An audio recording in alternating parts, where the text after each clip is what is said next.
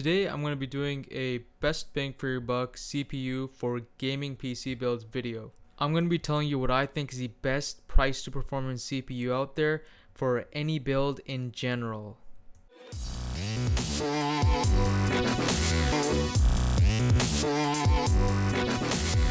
So the CPU is the AMD FX A320.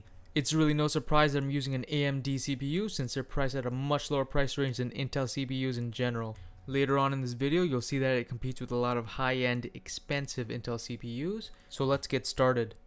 Now it comes at a speed of 3.5 GHz, but it can be turbo clocked to 4 GHz. But just a side note, speed doesn't mean much when looking at a CPU. For example, older processors usually run a lot slower than the newer ones even if they have the same speed. And this is simply because the newer processors run more efficiently than the older ones. If you really want to evaluate a CPU, you should look at the benchmarks, and that's exactly what we're going to be doing in this video. And this CPU has 8 cores. More cores are always a good thing, and especially for gaming. The game will assign a certain core to the physics of the game, the actual game engine. So the more cores you have, the better, and the more FPS you'll get.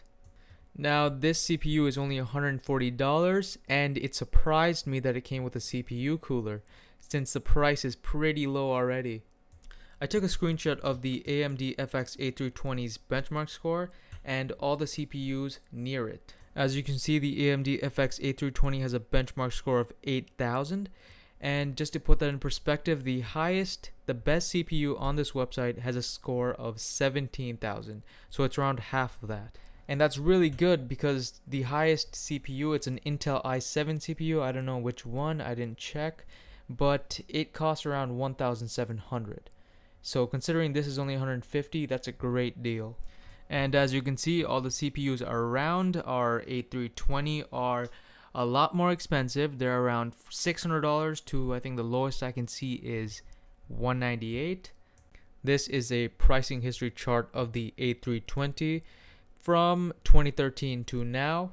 And as you can see, the highest it's been priced is $190 and the lowest is $130, which is only $10 more than the price that is on Amazon right now. So it would be a good idea to get this CPU now because the price has been fluctuating quite a bit in 2014. As you can see at the end, it's going up and down. It was actually around 170 a few months ago. So it wouldn't be a bad idea to get this one now. But you definitely don't have to because the price isn't fluctuating by major numbers. It's only like $10, $20.